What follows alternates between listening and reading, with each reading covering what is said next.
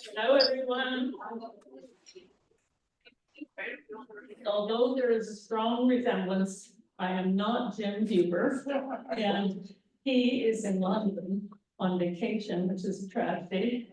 And I'm Judy Baster. We're gonna start out with the pledge and four-way test with Jenny Jackson. Okay. Quite good. Here you go. Please join me. I pledge allegiance to the flag of the United States of America and to the republic for which it stands, one nation, under God, indivisible, with liberty and justice for all. Of the things we think, say, or do, 1, is it the truth? 2, is it fair to all concerned? 3, will it build goodwill and better friendships? And 4, will it be beneficial to all concerned? Thank you. Okay, we've got inspiration with Greg. Happy New Year, everyone. Most of us will be lucky enough to celebrate a birthday this year. Some of us in January, some of us in months in the future. Today's inspiration is from Andy Rooney, who was a commentator on 60 Minutes. And he said, it's paradoxical that the idea of living a long life appeals to everyone, but the idea of getting older doesn't appeal to anyone. Thank you, Greg. Okay, we're gonna have announcements now, if you want to line up here. And just a reminder that brevity is whatever the rest of that expression is. And so we don't need every detail of every event. You can just quickly summarize if people are interested in something to talk to you later, or you'll give them a handout. Okay, come on up, Rosie. All right, hello everyone, Happy New Year. So I'm sure you saw we are taking nominations for the Vocational Service Award. They were due December 31st, but I have extended it till Friday. So there's some forms on your tables in the back. Please fill it out if you would like to nominate someone. We're looking for a non-Rotarian. They live to the ideals of the four-way test. They're outstanding in their vocational work and active in the community helping others. And I know you know lots of those people, so please nominate them by Friday. You can just send it to my email. It's at the bottom of the form. Thank you. Greetings from the Greater Grants Pass Rotary Club Friday morning. My name is Anna Manley, and I am here to announce that our annual fundraising event, First Crush, is coming up the first Saturday of March. It's March 2nd. And I know many of you have participated before. I did put flyers out on the tables if you're interested in looking at that and taking some information. You can buy tickets now at firstcrushtickets.com. They're $55. We currently have 16 wineries, we have 2 breweries, and we have 13 restaurants that are scheduled to be there. So it's going to be a fun night with live music and raffles, and we appreciate your participation if you're so inclined. So thank you. I'll be here afterwards if you have any questions. Thanks, Anne. Thank you. Okay, we're here to talk about Mint, and I have a clipboard that Deb Amin put together. So Tommy and Patty, I don't know what Patty is, and Deb, oh Patty, hello, and Deb and I were all there today. And I'm still cold. I know, I was too, and I'm just thawing. Anyway, so what's going on is our Rotary is going to be in charge of the food aspect of Mint. The things like the medical supplies and all of that are going to be directly gone through Mid-Rogue. And but food is not. So, and let me qualify that. When I say food, I don't want all of us to be making food. We have this calendar for January that just needs to be completed. And what is needed are breakfast casseroles, 4 of them. And there's a woman named Deb Harpster who is the food matriarch of this group. And, and then we make 2 casseroles. I did them for today. And, then we also have, biscuits and muffins that need to be made. She's giving me the look. Okay, I'm hurting. And, so biscuits and muffins, and they're easy to do. And then we also need people to do coffee. And Tommy can teach everybody about that aspect. What we really need are people to sign up to help with this. I have the recipe for the casseroles. What if you don't want to cook? What if you don't want that to be part of?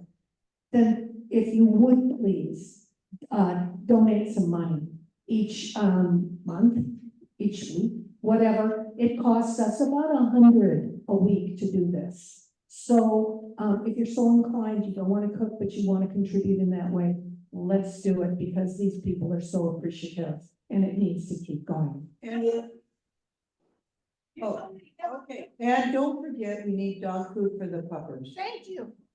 The other thing is that you can just serve your time, you know, I did make coffee this morning at 7 in the morning. But, the other thing you can do is just be there and you can help serve the coffee. And one of our mainstays is having surgery and he's gonna be out until mid-April, I think.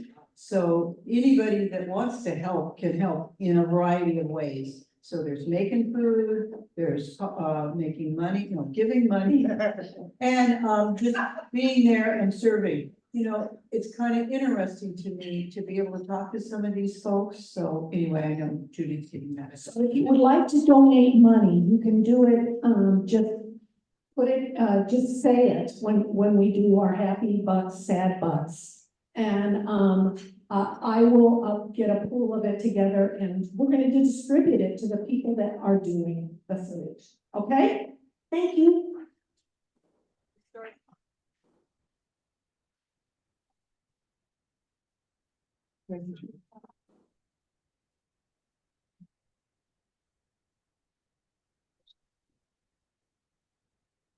February 11th. Please put February 11th on your calendar. At 3 p.m., we will start our Super Bowl watch party at the Grant Staff Museum of Art. Believe it or not, they invited us back after last year's party. For those of you who are new and don't know this, we use a Super Bowl pool to get to the status of E-rate, which is every Rotarian every year for the club. It's a minimum $25 donation. For every $25 you donate, you get a square in the Super Bowl pool. And last year's winner is here today. Thank you. This is what, if you're not familiar with the Super Bowl pool, this is what the pool board looks like. There's 100 squares. We put the names of the teams when we don't know who's playing, and then we randomly draw numbers to put across the top and the side. And if your square is the one that is the intersection of the last number or the scores of the 2 teams at the end of the game, you win a Paul Harris Fellow Award, which normally takes $1,000 of cumulative donation. So everybody play and come to the watch party on the 11th. Tina Marie. I understand the $25 donation account for E-rate needs to be allocated to the annual fund Right. share. So if you write a check, make a memo note that says annual fund. Share. If you share, which is all capitals, SHARE. And same thing if you go online. I'll have those instructions in an email to everyone and it'll be in the navigator. And next week, I'm gonna be Sergeant at Arms and I'll give you a more complete rundown of how to pay and things. We even take IOUs. Thanks, everybody. Even though I have a cheat sheet, I completely skipped over announcing, do we have any visiting Rotarians? And I think the first one is Anna Manley from the, as she said, Greater Grants Pass Club. And I do want to recommend that maybe as one of our social activities, we go in en masse to that event. Because I know from last week's bottle presentation, we have our fair set of winos in this particular club. And if you don't drink, then there are all kinds of other things to do there. And also Alan Douglas.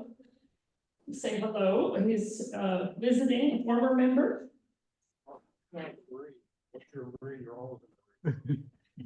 I'm sorry, I didn't hear that. Anyway, from Midtown of Sacramento. Welcome.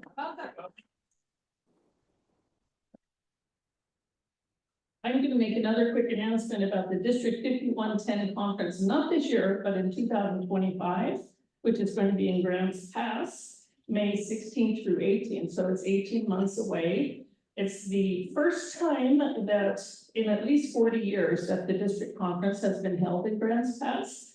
And our district governor will be Nelson Naylor from the Wednesday Club that year. And as far as we know, Nelson is the first district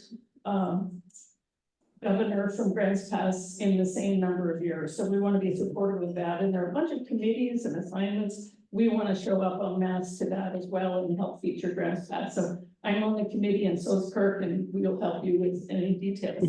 Okay. Next, who's introducing our vocational folks? Deb? Come on up.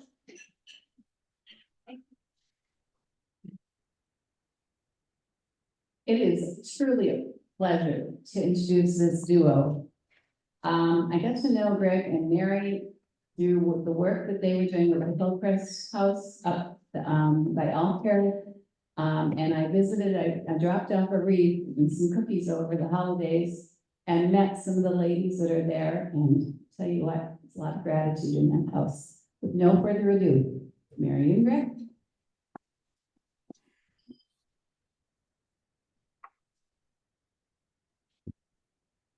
We met in Arizona and moved here 10 years ago, built a house and been here full time for 7 years. When we were in Arizona, I was working for the sheriff's office and my job was a chaplain. Thank you.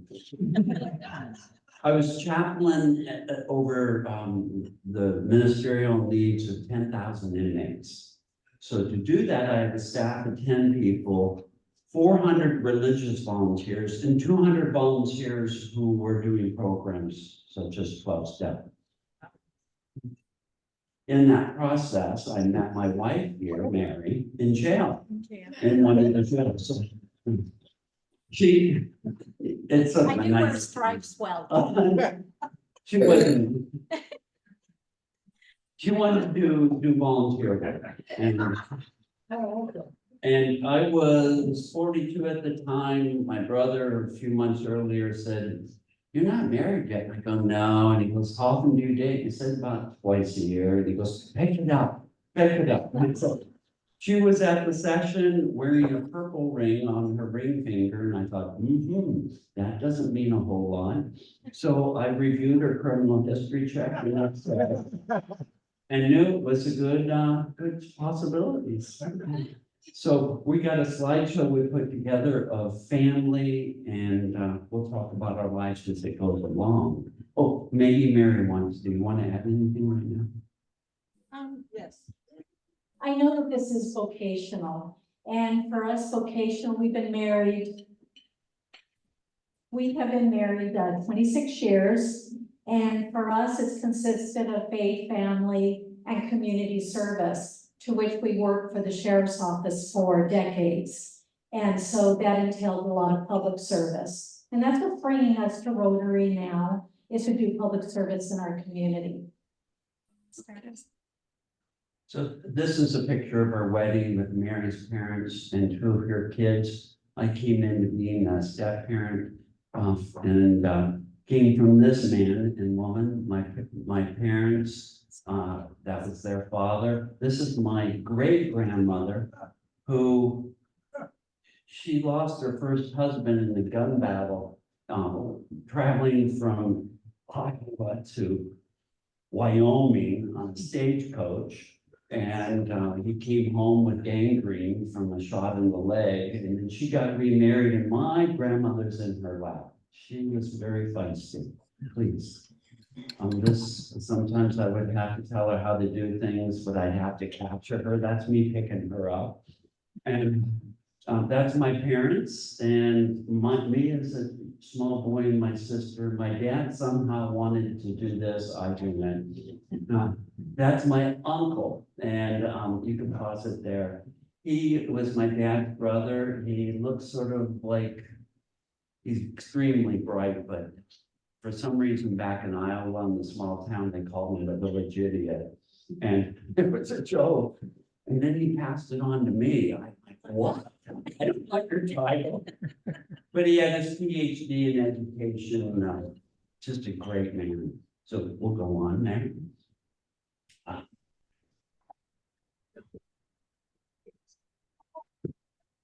Farming is the roots of my family, quite simple, very good-hearted people. And I was fortunate to have that part of my shaping in my life. A lot of virtue was shaped by parents and grandparents. And we keep going. And my parents, one Christmas, took a picture of the family. They had 4 kids. Dad taught us gun safety, and he regretted it, but it was even at me too. This is Mary's family, so I'm gonna give her Okay, I think we need to go back. can you go backwards a few? Oh, wow. Oh, we don't know what happened here. That's weird. Yeah. Beta, Yeah, And then he's what happened. there, oh, the next slide, right there. okay. Oh, That's my father and my brother and I. My brother lives here in town, actually our neighbors. so I'm gonna have you pause a little bit with each slide, because I Okay. like to talk more. Okay, this is, I was born in New York City, New York, and my mom, was born and raised in Puerto Rico. And, that's her holding me, and we're in New York, and she, relocated there from Puerto Rico for some time. So next one. She married my stepdad. His name is Kenneth, and he's the one that raised me. And there are 3 of us there, my siblings. Oh, one thing too about Kenneth, I'm going to talk a little bit more about him. He was in the United States Air Force, and he served for 25 years. Prior to that, he served in the Marine Corps for 4 years. And then I'll talk a little bit about the service life and how we moved around. But military life then brought us to Chandler, Arizona. And that's me holding my doggie. And then when I was going through old pictures, I'm going, what was that dog's name? It was probably Doggy for me, because I'm, just learning how to talk and everything. But anyway, I had that dog for quite a while. Next one. I don't know, when you're looking through old pictures, I was on cars. They were always setting me on a car, and here I'm at least waving, but I'm waving to all of you, so. Because we're getting ready to be transferred here in a little bit. That's another picture going up. So Dad was transferred to Travis Air Force Base in California, and we were there for about 4 years, and he taught me how to fish. And we would go to the sloughs over in the Bay Area, and he also taught me how to, he wanted to fish with certain bait. So he had me catch these bullheads. I don't know if you're familiar with them, sort of like a catfish, but they're real small. And we would take them and freeze them, and then he'd slice them up and use them for bait. And that's me standing there with a big old long sea bass. So we caught some nice fish. It's a really great memory with him. This is Mom and our dog Tony. We are now back in Phoenix, Arizona. So we were in Travis Air Force Base for 4 years. Dad retired back to Arizona in 1968. And the picture with Mom and Tony was one of our favorite family dogs. And I don't know if you're familiar with the different breeds, but it was a Basenji, also known as a barkless dog. Now it would, like make squeaking noises and little yodel noises, but it did not bark. And eventually, one day, it started barking. And we're like, what? This is a barkless dog, and he doesn't really bark like other dogs, but he learned how to do it from the other neighbor dogs. So it was like really cool, and like, this is just, and then they clean themselves almost like a cat. They're a very plain dog, but one of our favorites, and he was a really good family pet. This is me in the 7th grade, serving on student council. And we're gonna pause here for a moment because there's a transition coming up in my life. So I served on student council for 7th and 8th grade.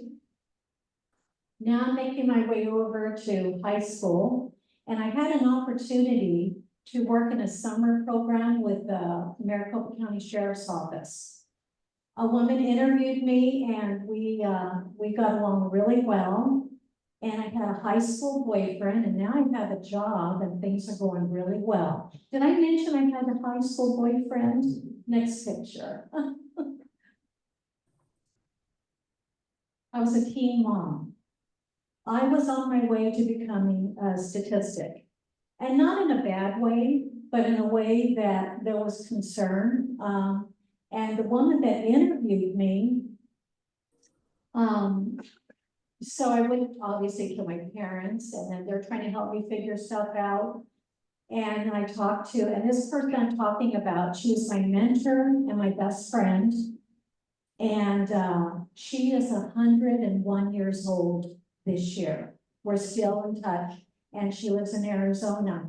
So I go to her, and she said, and I asked her if I could work more hours, and she said, what's going on? And so I told her I'm pregnant. I'm gonna have to leave school for a while, and went through that whole story. And she says, well, why don't you just finish high school and put in an application and work full-time here at the sheriff's office?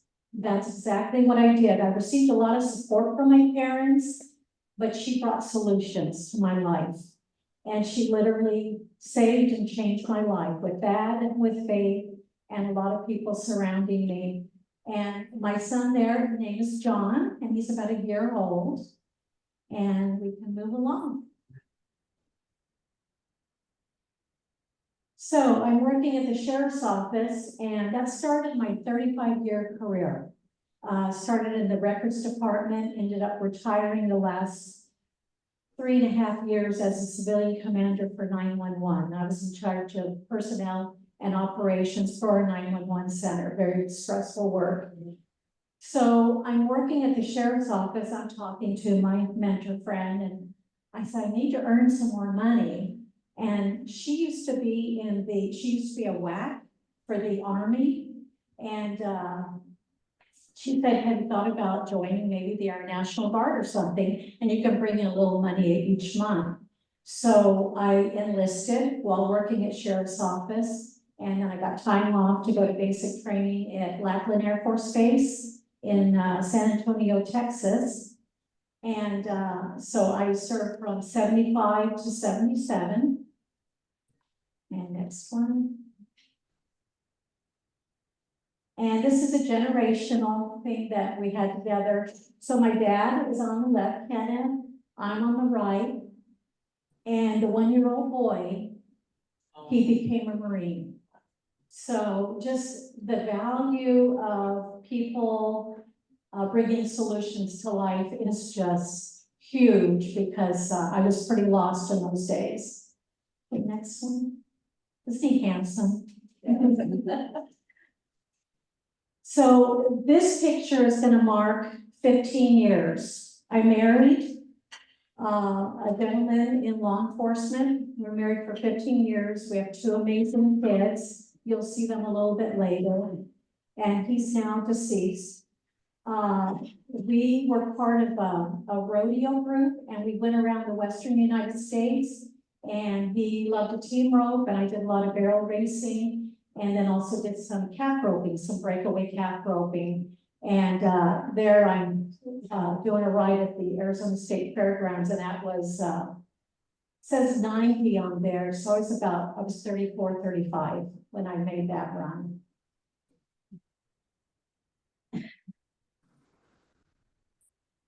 So, now life is, just, it's shifting and I've got kids and their father's gone.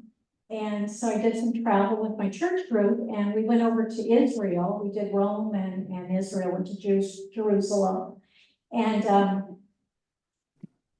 this picture is, so we've been traveling, we get there, they're serving a meal and, it's the head attached to the body, and I'm like, I don't know, I'm hungry, but I don't know if I want to eat that. So I quietly just took a napkin and placed it over its head. I thought this works, then I could eat.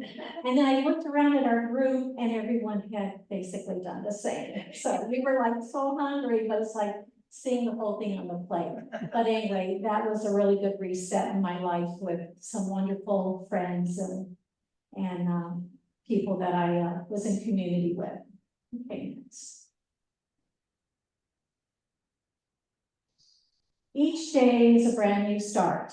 A very good friend gave me that card, and I still have it to this day because I just remind myself that, we get up each day and it's a brand new start for each and every one of us. And all about choices and how we spend our time. So this is a really nice part for me. Okay. So now I'm shifting a little bit. I'm still working at the sheriff's office. I'm in Air National Guard, and I started my college studies. And this was so I completed my associate's degree in 1994, and it says, your success is our goal. And I was the commencement speaker for my graduating class. So that was the start of studies. And then I went on to complete a bachelor's in business management and then completed my master's. So I had 8 more years of study after this, but it really helped to also shift and change my life and our kids' lives. Okay. So how much time do we have left? 15 more? Oh, then we're only half through and we didn't want to just go on and on. But, No one's nodding off yet, right? so here's our picture of us at our wedding. And then the next day, we went to the first half of our honeymoon. And that was in San Diego. It was very nice.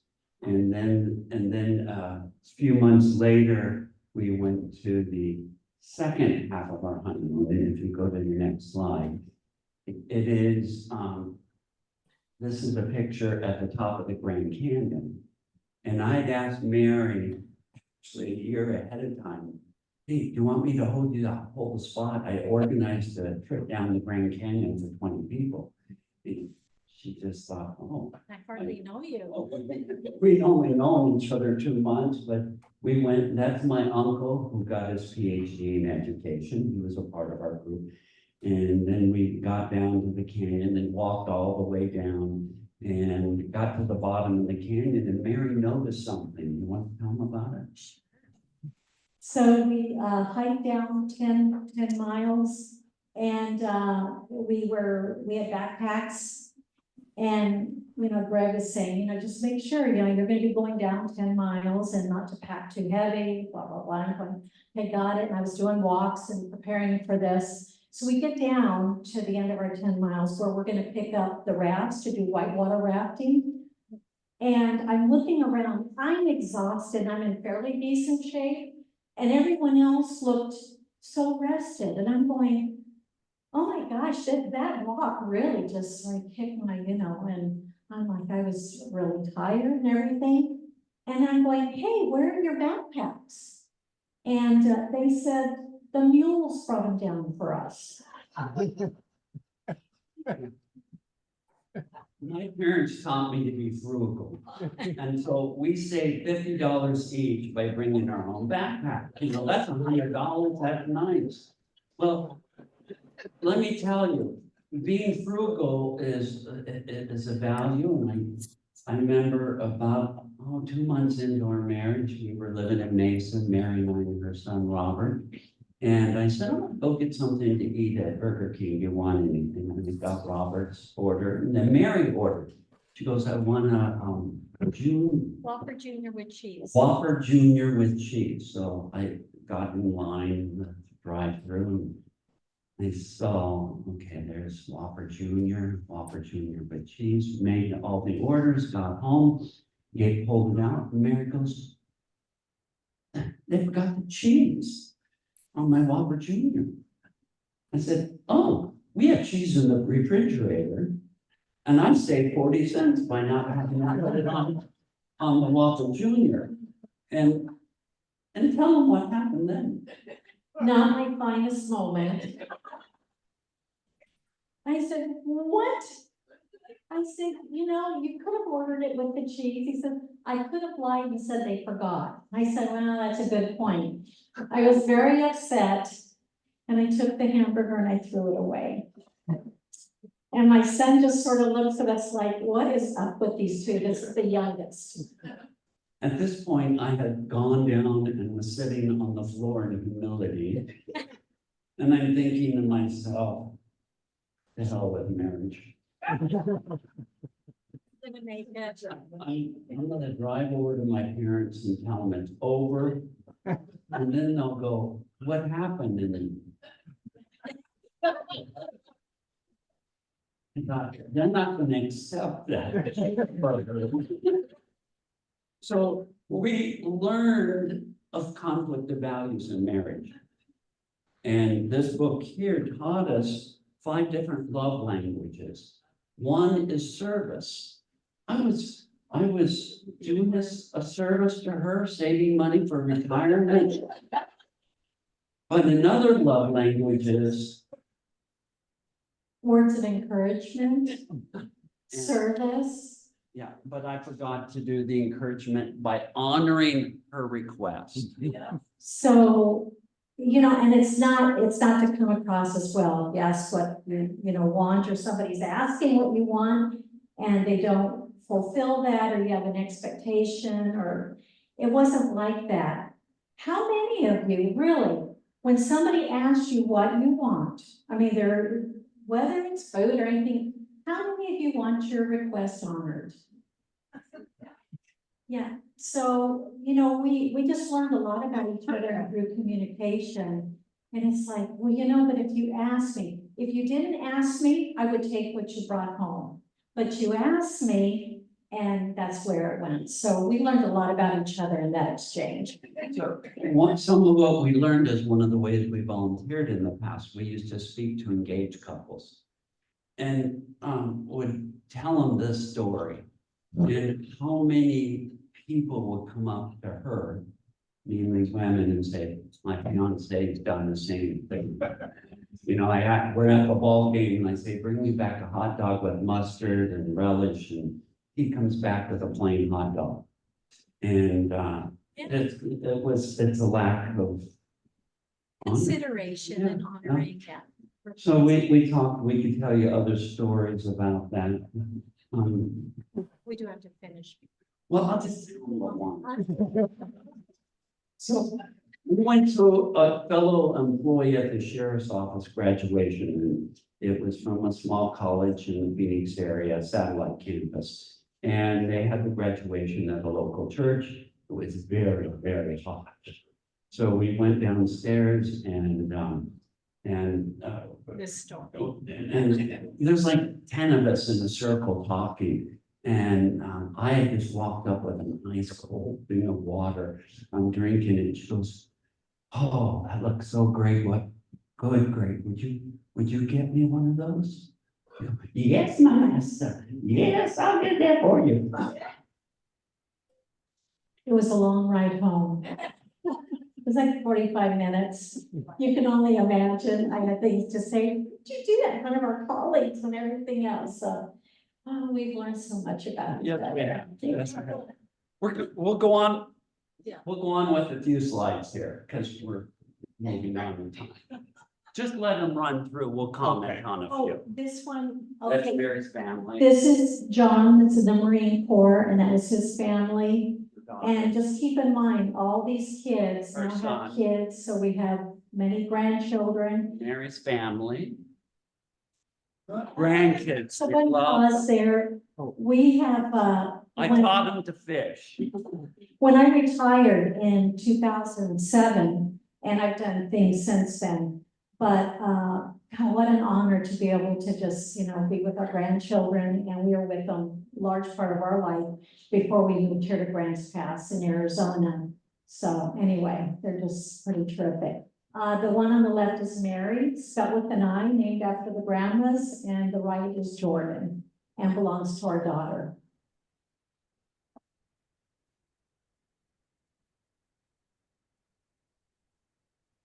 I taught them to fish, they still enjoy it. Mary brought them here to ride some creatures. And this is my brother-in-law introduced me to getting your feet cold in the stream. This is our house and the rocks notice in front. Granddaughters would come to visit us at this house. And we put up a sign, children found climbing on the rock wall will be sold to the circus. It's on the north side of Grants Pass. So this is one of my, I learned construction and built a, wood shed, something maybe I can help Doug with around here. And this is just a deer that was born right in front of me. And it couldn't even stand and, so I just parked the car and watched the interaction. Yeah. Mary fishing, got the biggest fish. And Yeah. that was at Diamond Lake. This Road River fishing, Baker Park, Lost Creek Lake there, and that's in front of our house. Those are lupins that grow wild. Like to travel, that's picking strawberries. That's in.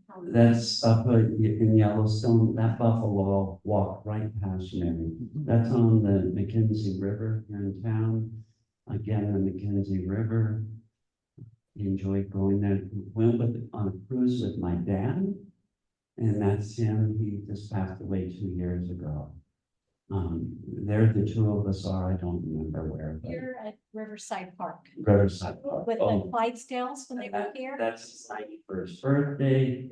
That's the two of us at a fellow chaplain's party, 70th birthday. Disneyland Disney. with the kiddos. Look how big that bird is next to Mary. The keys in Florida, Went to NASA. Matatoon. Yeah. So that was in Virginia for our goddaughter's wedding, and the redwoods. So I love the redwoods in terms of, you're standing in front of these trees and they're so big. Family and friends are hidden treasures. I don't have the rest of it memorized. But family and friends are hidden treasures, seek them and enjoy their riches. We took a cruise this year, 2023.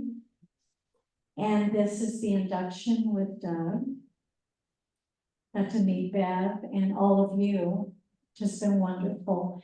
Pray as though everything depended on it. Work as hard as something. Work is, we all do the second half. Sometimes people in churches forget about that. They do all the praying, but no work. That's why St. Augustine. Awesome painting called First Day in Heaven. Greg's parents, Stan and Darlene. Kenneth, my daddy, and mom. I think that's it. Thank you.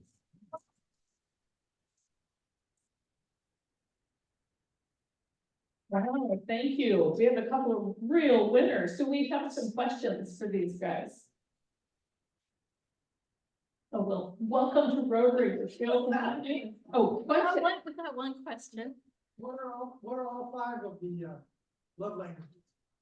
I forgot. That would be a different program. So one is encouraging words. The other is service, to do a service for someone. Third one, I think, is touch, Physical touch, physical touch. quality time. Quality time, that's his. When we take out the calendar and we book trips and everything, it just makes his day. And when we were both working, we had to make time for each other. What was that fifth one? Yes. Thank you. You know the book? I do. And yeah, and one last thing too, talking about, acts of service. The thing working in the jail together and working with the incarcerated, so many people had given me, my mentor, had given me courage and encouragement and helped change my life, and I wanted to be that change to other women that were separated from their families and struggling, so acts of service is a big one. Anything else? You wanna know what this is? First, Mary's stepson Robert and I were on Ventura Beach, and I said, throw this into the water. And then it came washing back. And he goes, Mom, look what this is. So she opened it up. There's a note in a bottle. And then it says on one side in Hebrew, will you marry me? And with her name, and she was so surprised. And he was on one knee proposing. With the water slowly soaking up my hands. How did he pull this off? This is great. Thank you so much for Thank your you. time.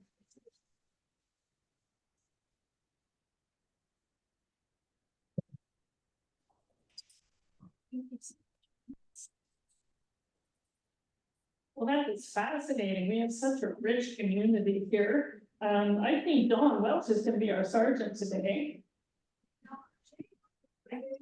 And do the card drop. Come on up, Dawn.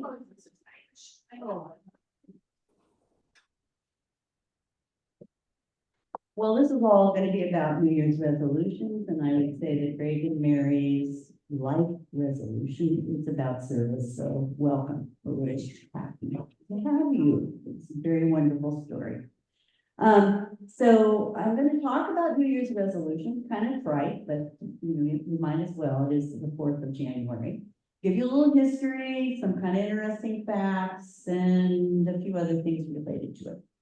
So how did it happen in the first place that we're doing New Year's resolutions? And 3,000 years ago, the Babylonians started it. And they started it in March, and it had to do with the Nile River and flooding. And they would make these small resolutions, and there were some gods involved too, of course.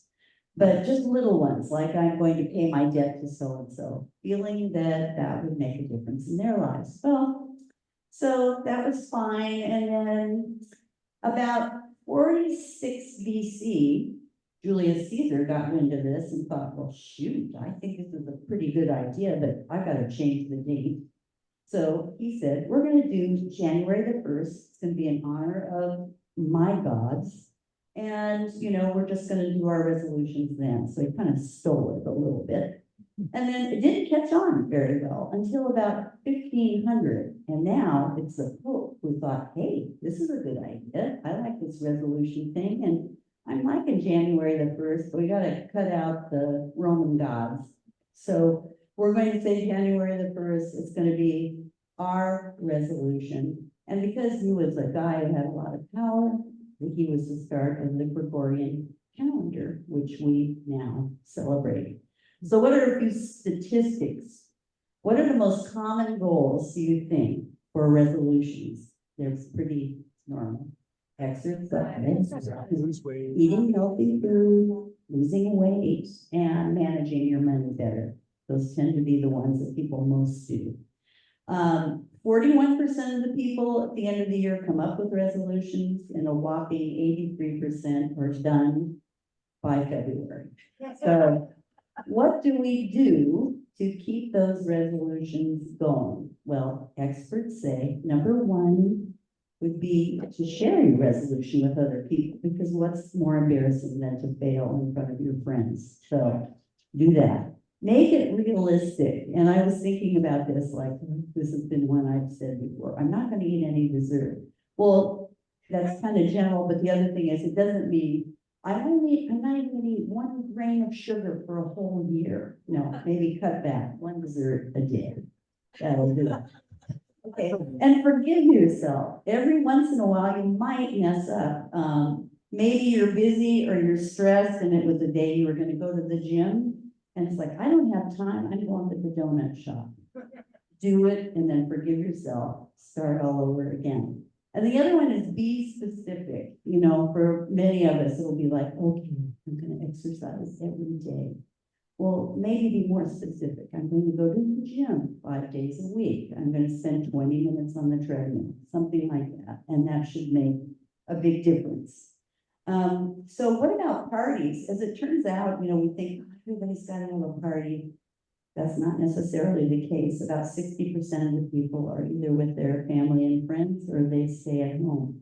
But what about the big party at Times Square? And that ball drops, apparently 3.5 tons of confetti fall. And it takes 300 sanitation workers 16 hours to pick all of that up. So if you think a little bit about that, probably the New Year's resolution that would be most appropriate is don't litter. Okay, so these are human things. I wanted to quickly kind of go, well, what would a dog's resolution be? Okay, so here are a couple things that dogs come up with. Stop scooting across carpets. Sit for greetings instead of jumping on guests, even though I like to do a face-to-face and lick. Do not hump in public. Stop pulling on the leash. I know that people are really slow. They don't understand that speed would be a good thing. Stop sniffing people's crotches. Come when called. Do not keep drinking from the toilet, even though the water is really quite tempting. And don't sleep on my human's bed. Well, what about cats? So, one thing is, if your human has one of those cat cameras, dismantle it. Avoid using your Jedi mind tricks to get treats. Do regular ear control workouts. Apparently cats spent centuries making people think they couldn't come when they heard their name and their ears would twitch. They really do know how, and they've got to quit twitching. Sleep arrangements. Do not keep sleeping on your owner's head. Also, patience, practice patience. Don't do your business somewhere else if your owner has not cleaned your kitty litter box. So the other and final one is stick to using the scratching post instead of the furniture. So I know it's July the 4th and a lot of you have already made resolutions. Maybe you have already stopped making resolutions. But go ahead and do the best that you can. If you mess up, remember the Babylonians have March. So you can go to March, start all over again. Okay, so how about some happy bucks, if you give a resolution, that's the beginning of how you're going to succeed. All right, anybody? Wow, okay, yeah. I had a conversation yesterday with our son Ryan, who's in Bend, and he was telling me that he talked to us, that they had a meeting and one of his, the bosses gave this inspirational,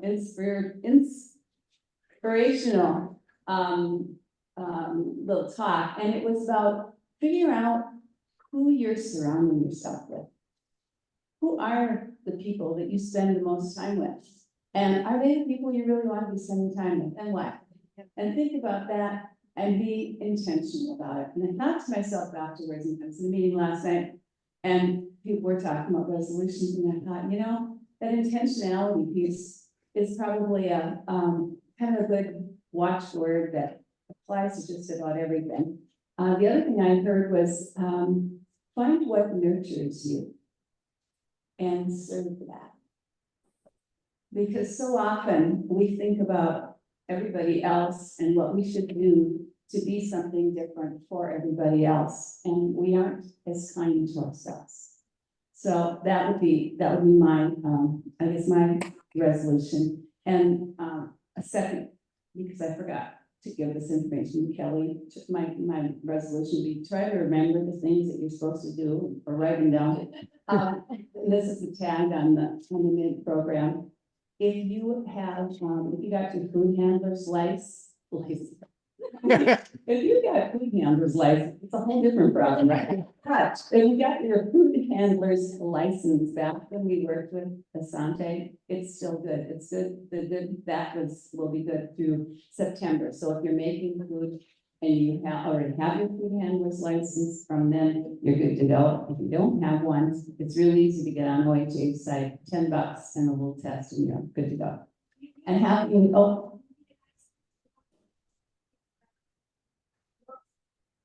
if you're only cooking dog food or money, you don't need that.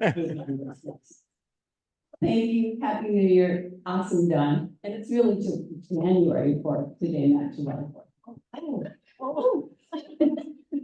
I've done really well with my resolution. Okay, Margaret. Greg and I typically don't do resolutions, but a few years ago, we started having like a dry January, and then we decided to change the calendar and make it dry February because it's a shorter month.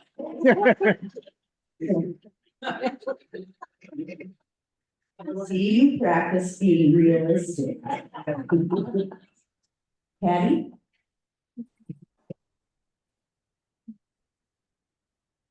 Hi. There's been a little bit of a kerfuffle about our library district, and I just want to say that Luke Spramer, I don't know how many others possibly, but I know Luke Spramer, who is not in the district, has opted in. So that's open to, and Tommy. Tommy's in, and I'm just very excited to have people know what's going on and support the library district.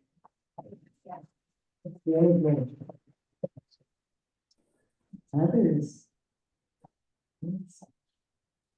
Yeah, thank you. Okay, Susan. I have a happy bug because I just found it in my pocket.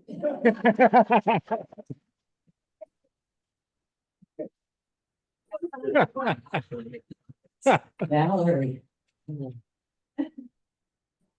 I'll just put happy back because I am happy to be back. I didn't have a month ago today. I had my right knee replaced. And so now I've had both of my knees replaced. And so I can heal. And that is what my resolution is to heal and get back into things and have a new start.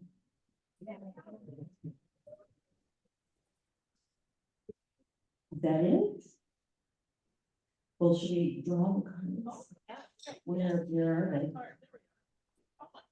Go on. Blame it on you.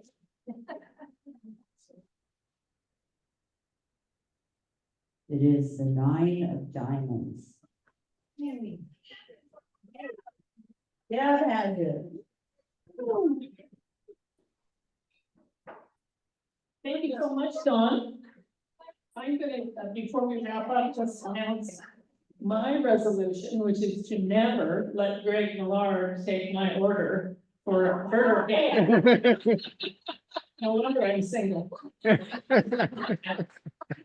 Okay, I want to thank everybody who helped set up today, technical support and readers, thanks and thought for the day.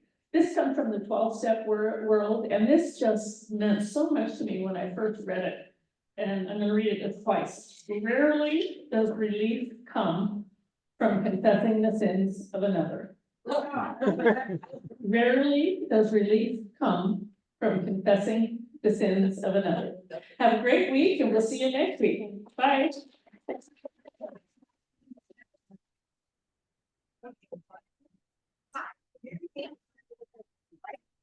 No, you're awesome. Well done. Great job. You guys, are you kidding? Mary, I want to show you that.